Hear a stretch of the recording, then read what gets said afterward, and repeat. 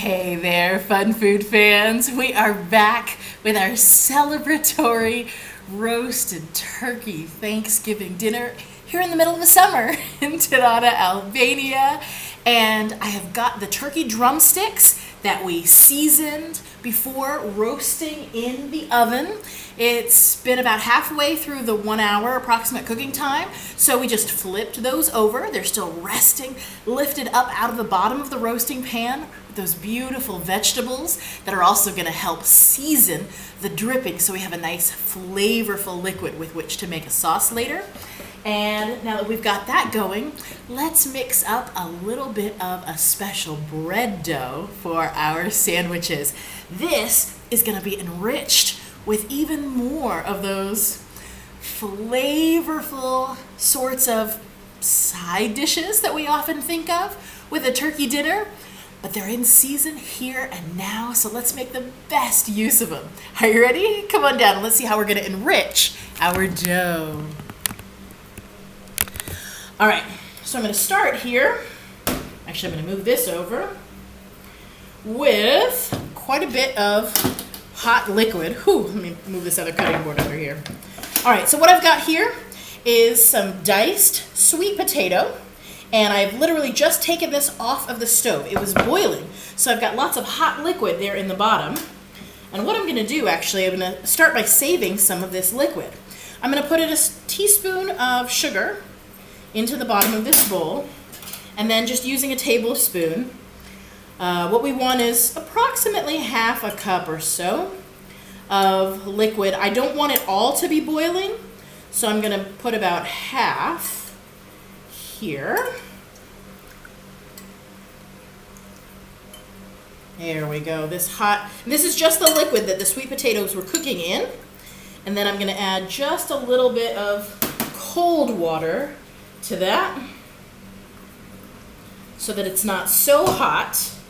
Now, this sweet potato liquid has so much of the starches from the sweet potatoes that we're cooking, and we want to hang on to that, but we're going to use this to warm up and bloom our yeast. Okay? So, to that, we're going to add, I'm going to use about 3 tablespoons of instant dry yeast.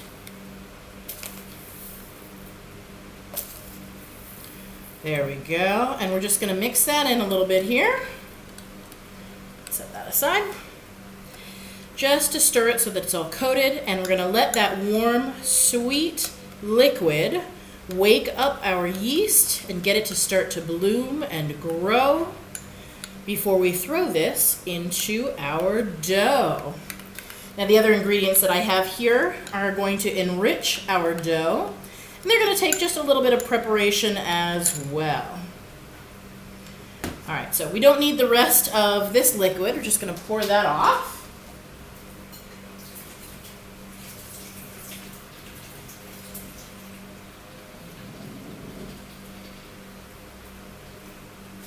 All right, emptied that water out into the sink. What we do want to add to our sweet potatoes is a little bit of the sugar. And it's just going to help us have a little bit of texture to help grind it up a bit. And some milk. And we're going to use that to mash this sweet potato with a fork. And this is another great way to get small hands involved in the cooking process, whether you're making mashed potatoes or sweet potatoes or any kind of roasted vegetable like mash like this. This is a great way to get those little hands involved. And you can see when the potato has been cooked until it is really softened, all it takes is the back of the fork pressing against it just like that to mash it into the kind of paste that we want to use to flavor our bread today. Now, I'm making this from scratch like we are everything else, but the idea of this actually came from a dear friend, Merritt, who was talking me through, we were just chit-chatting actually while I was making up some bread dough a week ago, in which I used some leftover mashed potatoes that I found in our refrigerator. Now, leftovers conjure up a lot of different ideas for people. And the mashed potatoes that I found in the refrigerator last week had already been seasoned with salt and pepper and garlic. So the bread that they went into was obviously going to be savory and seasoned with salt and pepper and garlic because those potatoes were mixed in. This, because I'm mashing these potatoes fresh in order to make this, is going to be much sweeter because that's what we're looking for in this particular dough today. But you can do this if you happen to have some leftover mashed potatoes. You can use that, and it doesn't have to be sweet. It can be savory. That's the fun of mixing up your own. So now that I've got this beautiful orange puree, it's going to flavor and color our bread dough. And in fact, I say the words flavor, and all we've added here, I added a pinch of salt to the water when they were cooking, but I didn't add any other seasonings. What do you normally add when you're cooking sweet potatoes or yams? You know what we usually add? Oh, where is it? Spinning my spice rack here. Cinnamon. So I'm just going to add a dash or 2 or 3 of ground cinnamon into the mix here. We'll go ahead and stir that in with our sweet potato, and that is going to be the kind of flavor that we're really looking for here. Okay, now because the sweet potato itself was cooked in water and then we're mashing it here with the milk, this is going to provide part of the liquid for our bread dough. And the other enrichments we want to include here, I've got a couple of tablespoons of butter. These have already been softened just because it's sitting out here in the sun. We'll go ahead and mix that in. And I've also got some chopped cranberries. And these were dried already. Wonderful flavor. Let's check and see what this tastes like now. Oh, that's wonderful. All right, so we've got our nice sweet potato. We've got the cranberry. Look at that. All coming together in this beautiful, beautiful mixture. Oh, isn't that so pretty and colorful? It looks like confetti. This is going to make our bread dough so beautiful. All right. Okay, so we'll set that off to the side for just a moment here. And put away the yeast. We don't need that anymore. And now it's time to bring the rest of our bread dough together. So move that off to the side here. We don't want to waste any of this butter. Let's get that in there as well. All right. Had about a half a cup of sugar. Let's make sure we get all of that in there.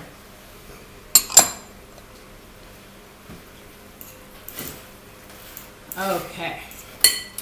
Now in this bowl, I have approximately 4 cups of flour.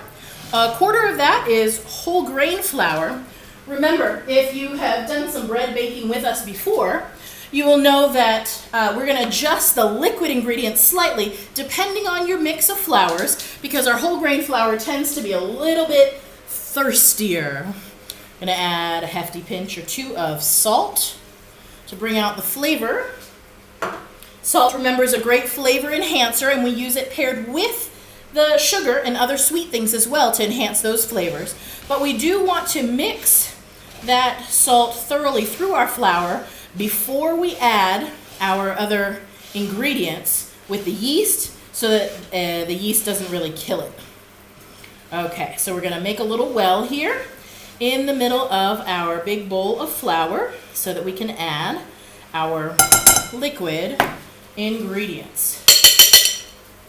And so we've got our sweet potato mash here.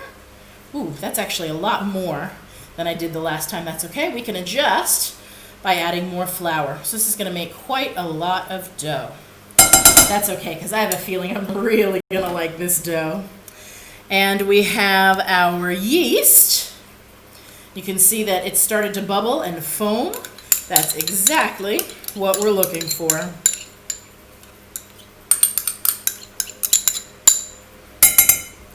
All right, and now using a little bit of our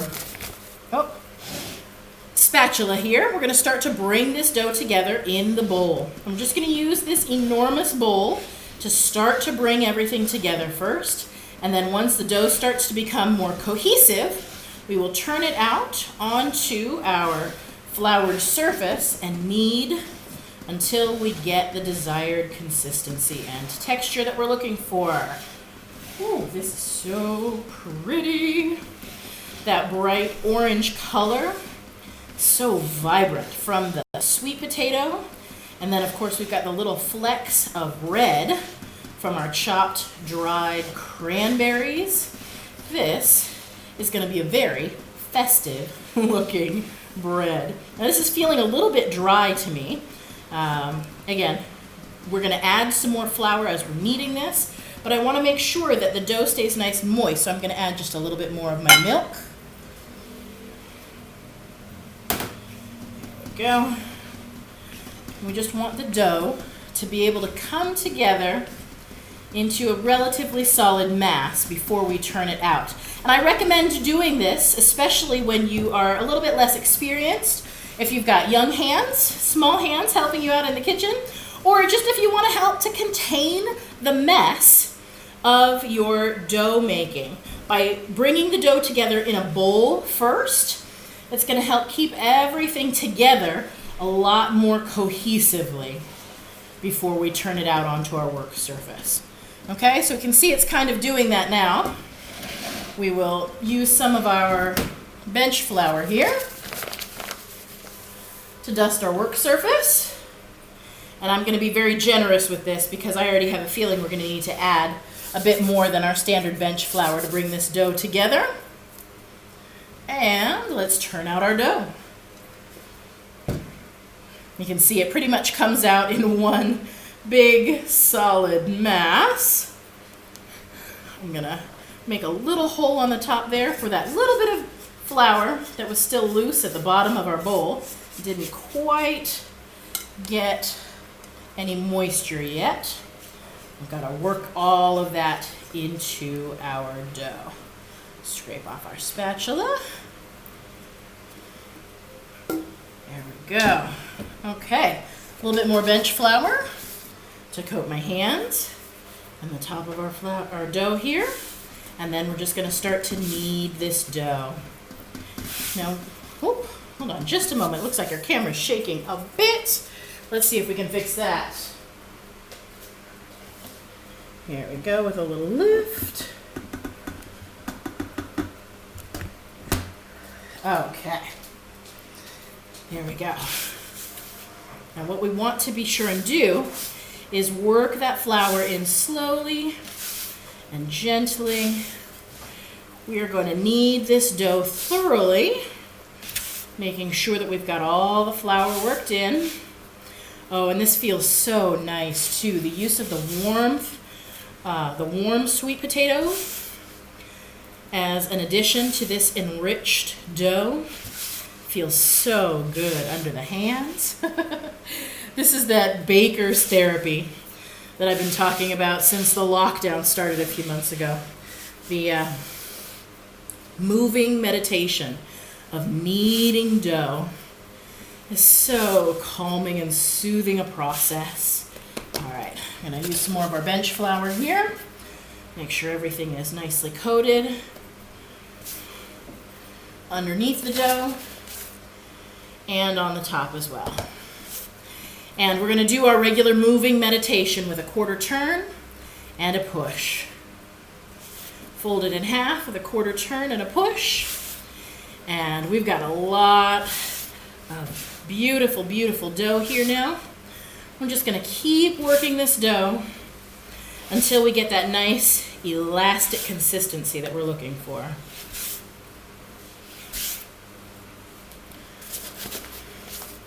And this is the process by which we always need our doughs, whether it's enriched or not. But the enrichments here definitely add a little bit more smooth, elastic kind of feel to the process. Oh, this is amazing. It's like a warm, soft pillow. But isn't that what we're usually looking for in a bread? Something that's part of what makes it such a wonderful, soothing comfort food, isn't it? There we go. Okay.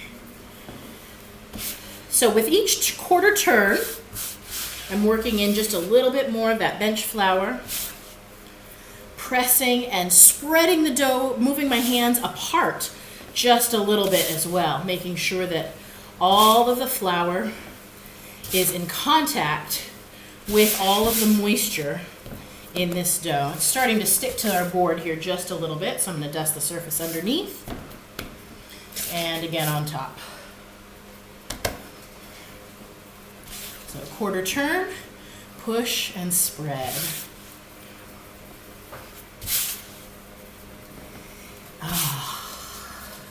The feel of this dough under the hands is really, truly something marvelous to behold. And again, if you're working with small hands, one of the things that I enjoy doing is pinching off a small portion of the dough. Again, that's going to be in conjunction with the size of your child's hand.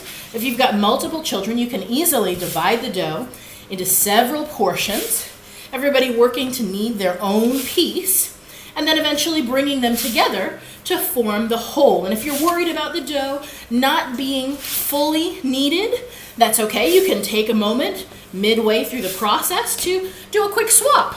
Incorporate your child's piece of the dough into the whole that you have, and then cut off another portion of what you've already been kneading and give it to the child again. One of the things that I used to do a lot in my international Montessori school was divide up big hunks of dough like this amongst as many as half a dozen children. So this is a really easy thing to include young hands in and still take away the stress, so you're not worried about, oh, well, what if it's not done properly? That's okay. You can play with this dough for 10, 15, 20 minutes at a time with no worries. And I had so many young children who had such fun with this process that it was a really easy thing to knead lots of dough. The more hands we had that wanted to participate in the process. So, as it starts to come together, this is still just a little bit stickier than I want. It starts to feel nice and supple. And you can see when you press in, it starts to spring back, but not all the way. There we go. What I don't want is for that sticky feel under my hands, which is why I've dusted this just a little bit more, working just a touch more flour to make sure that even as this rests to rise, which we're going to cover it up and let it do for about an hour or so, let it fully hydrate and rise and double in size. We want to make sure that we've got just what we need. Oh, this feels so good. This is our dough ball. You can see it's flecked with all those beautiful little pieces of dried cranberry and little chunks of sweet potato. We'll plop that back in the bowl there, and we'll cover it up with plastic to make sure that it doesn't get a dry skin on the surface. We don't want even the little breeze coming through the room here to disturb our dough while it's rising.